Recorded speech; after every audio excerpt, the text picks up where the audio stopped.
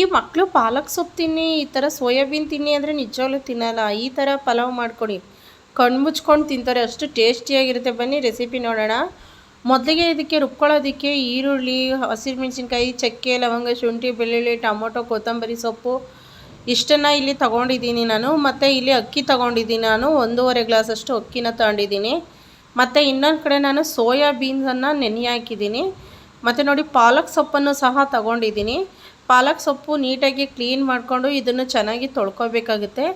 ಮತ್ತು ರುಬ್ಕೊಳ್ಳೋದಕ್ಕೆ ಅಂತ ಹೇಳ್ಬಿಟ್ಟು ನಾನು ಜಾರಿಗೆ ಏನೇನು ಐಟಮ್ ತೋರಿಸ್ದೆ ಅಷ್ಟು ಐಟಮ್ನು ಸಹ ನಾನಿಲ್ಲಿ ಒಂದೊಂದಾಗಿ ಜಾರಿಗೆ ಹಾಕ್ತಾಯಿದ್ದೀನಿ. ಮತ್ತು ಒಂದು ಸೈಡಲ್ಲಿ ನಾನಿಲ್ಲಿ ಪಾಲಕ್ ಸೊಪ್ಪನ್ನು ನೀಟಾಗಿ ತೊಳೆದ್ಬಿಟ್ಟು ಅದನ್ನು ಬೇಯಿಸೋದಕ್ಕೆ ಅಂತ ರೆಡಿ ಮಾಡ್ತಾಯಿದ್ದೀನಿ. ಯಾಕಂದರೆ ತೀರಾ ಅಷ್ಟೊಂದು ಬೇಯಬಾರ್ದು, ಸ್ವಲ್ಪ ಬೇಯಬೇಕಾಗುತ್ತೆ ಅದು. ಅದಕ್ಕೋಸ್ಕರ ಒಂದು ಸ್ವಲ್ಪ ಲೈಟಾಗಿ ಬೇಯಬೇಕಾಗುತ್ತೆ. ಅದಕ್ಕೋಸ್ಕರ ಅದನ್ನು ಬೇಯಕ್ಕೆ ಹಾಕಬೇಕು. ಅದನ್ನು ಬೇಯಕ್ಕೆ ಹಾಕ್ಬಿಟ್ಟು ಅದಕ್ಕೆ ಸ್ವಲ್ಪ ಲೈಟಾಗಿ ಒಂಚೂರು ಉಪ್ಪು ಹಾಕ್ಕೋಬೇಕಾಗುತ್ತೆ. ಜಾಸ್ತಿ ಏನು ಬೇಡ, ಒಂದು ಸ್ವಲ್ಪ ಉಪ್ಪನ್ನು ಹಾಕ್ಕೊಳ್ಳಿ.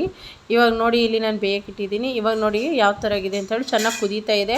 ಇವಾಗ ಇದನ್ನು ಆಫ್ ಮಾಡಿಕೊಂಡು ಇದನ್ನು ಎಲ್ಲ ಬಿಸಿನೀರಿಂದ ಎಲ್ಲ ಚೆಲ್ಬಿಟ್ಟು ತಣ್ಣೀರಲ್ಲಿ ಇದನ್ನು ವಾಶ್ ಮಾಡ್ಕೋಬೇಕಾಗುತ್ತೆ. ತಣ್ಣೀರಲ್ಲಿ ವಾಶ್ ಮಾಡಿಕೊಂಡು ಇವಾಗ ಇದನ್ನು ರುಬ್ಕೊಳ್ಳೋಕೆ ಹಾಕಬೇಕಾಗುತ್ತೆ. ನೋಡಿ ಇಲ್ಲಿ ತಣ್ಣಗಾದ್ಮೇಲೆ ಈ ಥರ ಉಂಡೆಗಳಾಗಿ ನಾನಿಲ್ಲಿ ರುಬ್ಬಕ್ಕೆ ಹಾಕಿದ್ದೀನಿ. ಮತ್ತು ಒಂದು ಕಡೆ ನಾನಿಲ್ಲಿ ಕುಕ್ಕರನ್ನು ತಗೊಂಡಿದ್ದೀನಿ. ಕುಕ್ಕರ್ ತಗೊಂಡು ಇದಕ್ಕೆ ಒಂದು 2 ಟೇಬಲ್ ಸ್ಪೂನಷ್ಟು ನಾನು ಎಣ್ಣೆನ ಹಾಕ್ತಾಯಿದ್ದೀನಿ. ಎಣ್ಣೆ ಹಾಕಿದ ನಂತರ ನಾನು ಸೋಯಾಬೀನನ್ನು ಹಾಕ್ತಾಯಿದ್ದೀನಿ. ಈ ಸೋಯಾಬೀನು ಫಸ್ಟೇ ಬೇಕಾದರೂ ಫ್ರೈ ಮಾಡ್ಕೊಬೋದಿತ್ತು, ಆದರೆ ನಾನು ಇದನ್ನು ಮೊದಲೇ ಫ್ರೈ ಮಾಡಿಲ್ಲ. ಈ ಸೋಯಾಬೀನು ನೆನೆಸ್ಬಿಟ್ಟು ನೀಟಾಗಿ ಇದನ್ನು ಒಂದು 4-5 ನೀರಿಂದ ಹಿಂಡಬೇಕು. ಯಾಕಂದರೆ ಇದರಲ್ಲಿ ಸೋಪ್ ಥರ ನೊರೆ ಬರುತ್ತೆ. ಚೆನ್ನಾಗಿ ತೊಳೆದ್ಬಿಟ್ಟು ಹಿಂಡ್ಬಿಟ್ರೆ ಒಂಚೂರು ಕೂಡ ಸ್ಮೆಲ್ಲು ಇರೋಲ್ಲ, ಏನೂ ಇರೋಲ್ಲ. ಇದು ಫಸ್ಟೇ ನಾನು ಎಣ್ಣೆಲಿ ಫ್ರೈ ಮಾಡಿಲ್ಲ, ಅದಕ್ಕೋಸ್ಕರ ಇದೇ ಎಣ್ಣೆಯಲ್ಲಿ ಸ್ವಲ್ಪ ಲೈಟಾಗಿ ಫ್ರೈ ಮಾಡ್ಕೊತಾ ಇದ್ದೀನಿ.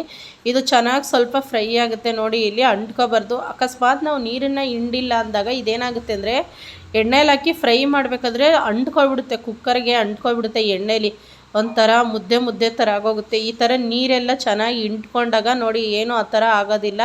ಇವಾಗ ನೆಕ್ಸ್ಟು ನಾನು ಇದಕ್ಕೆ ರುಬ್ಬಿರೋಂಥ ಮಸಾಲೆನ ಹಾಕ್ತೀನಿ. ಮಸಾಲೆನ ಹಾಕಿಬಿಟ್ಟು ಕೂಡ ನೀಟಾಗಿ ಇದನ್ನು ಫ್ರೈ ಮಾಡ್ಕೋಬೇಕಾಗುತ್ತೆ. ಅದಕ್ಕೆ ತೋರಿಸ್ತಾ ಇರೋದು ನಾನಿದು. ನೋಡಿ ಇಲ್ಲಿ ಒಂಚೂರು ಕೂಡ ಒಡ್ಕೋತಾ ಇಲ್ಲ, ನೀಟಾಗಿದ್ದಾವೆ. ಇವಾಗ ಮಸಾಲೆನ ಹಾಕ್ಕೋತಾ ಇದ್ದೀನಿ. ಮಸಾಲೆ ಹಾಕ್ಕೊಂಡು ಅಷ್ಟೇ ಇದನ್ನು ನೀಟಾಗಿ ಎಲ್ಲ ಮಿಕ್ಸ್ ಮಾಡ್ಕೋಬೇಕಾಗುತ್ತೆ. ಅಂದರೆ ಇದು ಜಾಸ್ತಿ ಸ್ಪೂನಲ್ಲಿ ಇದು ಮಾಡೋಕ್ಕೆ ಹೋಗ್ಬಾರ್ದು, ಸ್ವಲ್ಪ ಲೈಟಾಗೆ ಇದು ಮಾಡ್ಕೋಬೇಕು. ಅದಕ್ಕೋಸ್ಕರ ಸ್ವಲ್ಪ ನಿಧಾನಕ್ಕೆ ಮಿಕ್ಸ್ ಮಾಡ್ಕೋಬೇಕಾಗುತ್ತೆ. ನೆಕ್ಸ್ಟ್ ಇದಕ್ಕೆ ನಾನು ಅರಿಶಿನ ಪುಡಿ ಮತ್ತು ಉಪ್ಪನ್ನು ಹಾಕ್ಕೋತಾ ಇದ್ದೀನಿ. ಎರಡು ಒಂದೇ ಬಟ್ಟಲಲ್ಲಿ ಹಾಕ್ಬಿಟ್ಟು ಎರಡನ್ನೂ ಸಹ ಇಲ್ಲಿ ಹಾಕ್ತಾಯಿದ್ದೀನಿ. ಇನ್ನೇನು ಇದಕ್ಕೆ ಖಾರ ಐಟಮ್ ಎಲ್ಲ ಮೆಣಸಿನ್ಕಾಯಿ ಹಾಕಿದ್ದೀವಲ್ಲ, ಸೊ ಹಾಗಾಗಿ ಏನೂ ಹಾಕೋದಿರಲ್ಲ.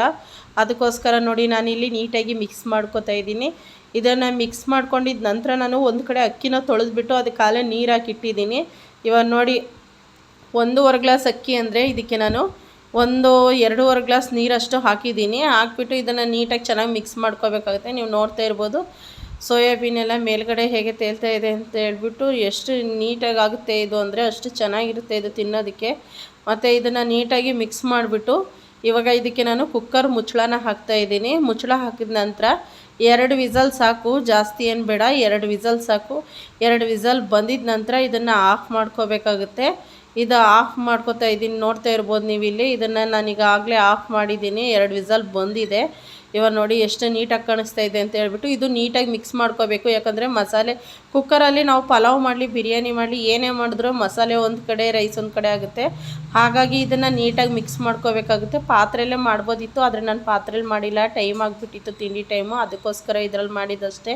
ಮತ್ತು ನೋಡಿ ಇಲ್ಲಿ ಎಷ್ಟು ಕಲರ್ಫುಲ್ಲಾಗಿ ಚೆನ್ನಾಗಿ ಕಾಣಿಸ್ತಾ ಇದೆ ಅಂತ ಹೇಳ್ಬಿಟ್ಟು. ಇಷ್ಟೇ, ತುಂಬ ಈಸಿಯಾಗಿ ಬ್ಯಾಚುಲರ್ಸ್ ಎಲ್ಲ ಆರಾಮಾಗಿ ಮಾಡ್ಕೋಬೋದು.